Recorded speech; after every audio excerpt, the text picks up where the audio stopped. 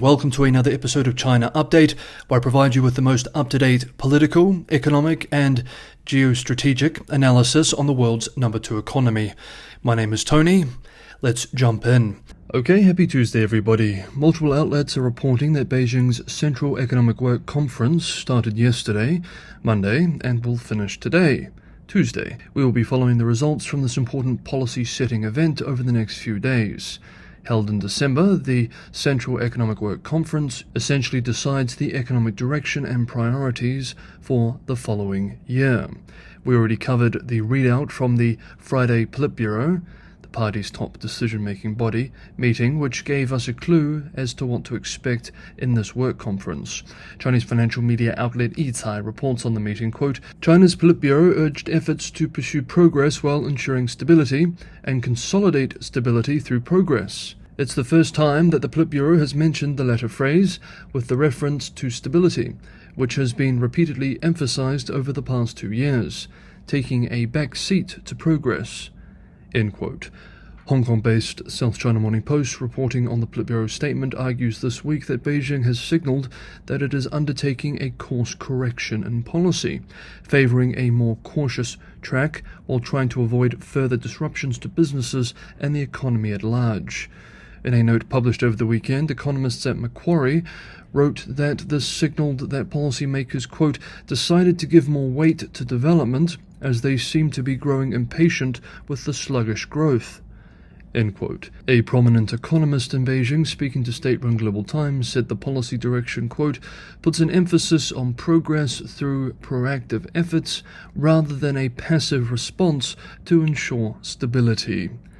End quote. Frankly, however, it's difficult to know what any of this really means. Hopefully we'll have more concrete policy direction from the conference over the next few days. With months of poor economic numbers, many are hoping for large stimulus from Beijing, but as regular viewers know, policymakers remain too concerned about massive debt, growing deficits, and systemic risks to the financial system. So a large-scale stimulus still seems unlikely. However, one unnamed policy insider reportedly told UK-based Reuters, quote, we are likely to set a growth target of around 5% in 2024. We need to step up policy support for the economy, end quote. If accurate, then moderate stimulus will be required next year, and we will likely see a fiscal deficit of over 4%. A new high. Though there is still a vocal minority in Beijing who advocate this path. Yu Yongding, for example, a prominent economist with the Chinese Academy of Social Sciences and a former advisor to the central bank, has firmly called for more expansionary fiscal spending to keep the economy going, recently telling an audience at an event in the capital, quote, there is big room for expansionary fiscal policies, and time is essential in adopting them. End quote, adding that Beijing should increase its annual fiscal deficit cap. What is sure about 2024 is that Beijing's difficult debate on more unsustainable investment versus less growth will continue to intensify as the structural issues within the economy become increasingly acute. Next up, the weekend saw yet more resupply missions to fishermen around Scarborough Shore and Marines at Sierra Madre at 2nd Thomas Shoal as tensions between US ally the Philippines and the PRC continue to boil. During the missions, which took place in waters claimed by both sides, Manila accused the Chinese Coast Guard and maritime militia of repeatedly firing water cannons at its resupply boats, causing, quote, serious engine damage to one and deliberately ramming another, end quote. Some of the vessels were carrying international journalists. The Philippine Chief of Staff of the Armed Forces, the country's top defense official, said he was on board a vessel that was both sprayed with a water cannon and rammed.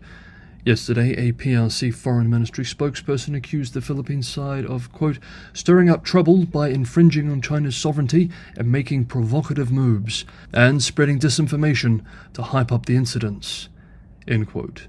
The same day, the US Department of State, in an official statement, expressed, quote, the PRC interfered in lawful Philippine maritime operations and in Philippine vessels' exercise of high seas freedom of navigation.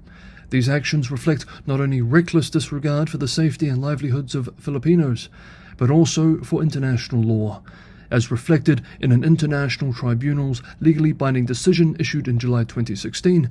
The PRC has no lawful maritime claims to the waters around Second Thomas Shoal, end quote. And the next part is critical, and why we continue to follow these tensions so closely. Quote, the United States stands with our Philippine allies in the face of these dangerous and unlawful actions.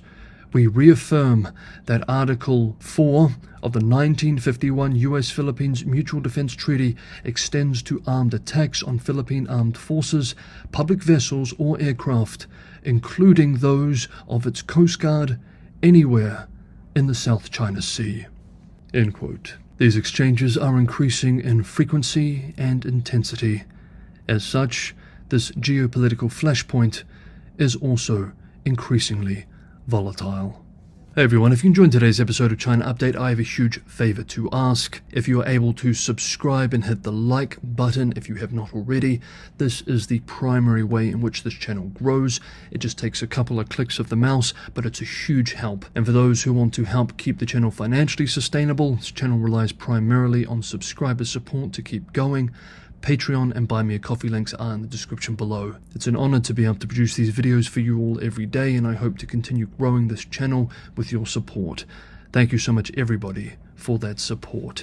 Next up, over the weekend, the Hong Kong Special Administrative Region held its first Beijing-imposed so-called Patriots-only district council elections. Officials extended voting by 1.5 hours after only 24.5% of the territory's 4.3 million strong electorate cast their votes. But this did little to increase the rate, with the final turnout reaching only 27.5%. The last district election was in 2019, when opposition candidates won by a landslide.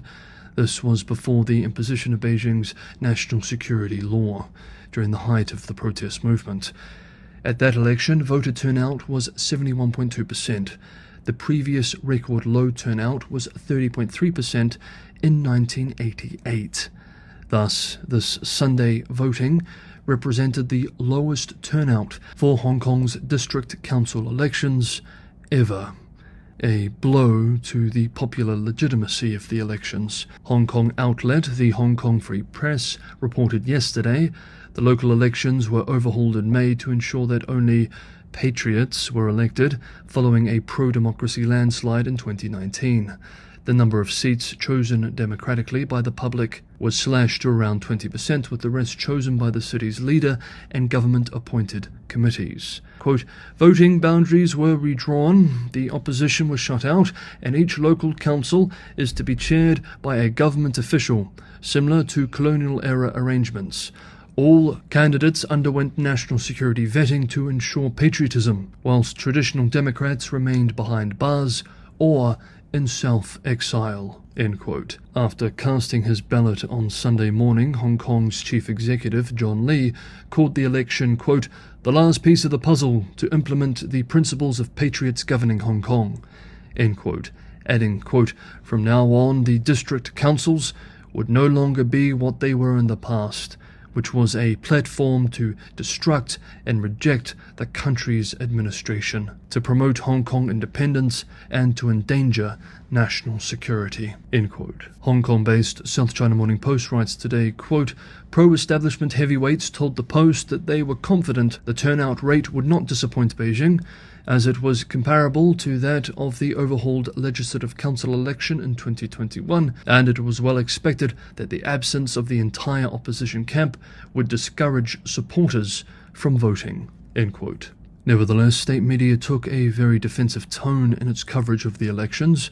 In one piece titled, Officials, Experts Refute Western Media's Slander Concerning Successful District Council Election in Hong Kong, the state-run Global Times wrote, quote, while the city has been immersed in a joyful sentiment of moving forward, in a sharp contrast to the chaotic and dangerous district council election in 2019, some Western media outlets continued exaggerating the record low turnout, which was rebuked by political figures and experts.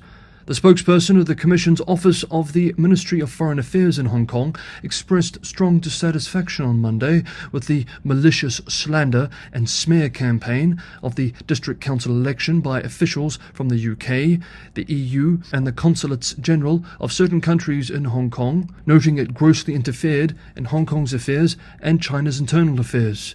Some Western countries, whose own democratic systems are riddled with holes, attempt to interfere in the Hong Kong election in the name of democracy. This seriously violates the principle of international law of non-interference in internal affairs and the basic norms of international relations, and seriously interferes with the normal and orderly development of democracy in Hong Kong." End quote. A spokesperson for the Liaison Office of the Central Government in Hong Kong said that this election, quote, "opened a new chapter in governance of Hong Kong." End quote. A new chapter, indeed. Okay, that is today's episode of China Update. Thank you so much, everybody, for watching. Have a good Tuesday, and I will see you all tomorrow.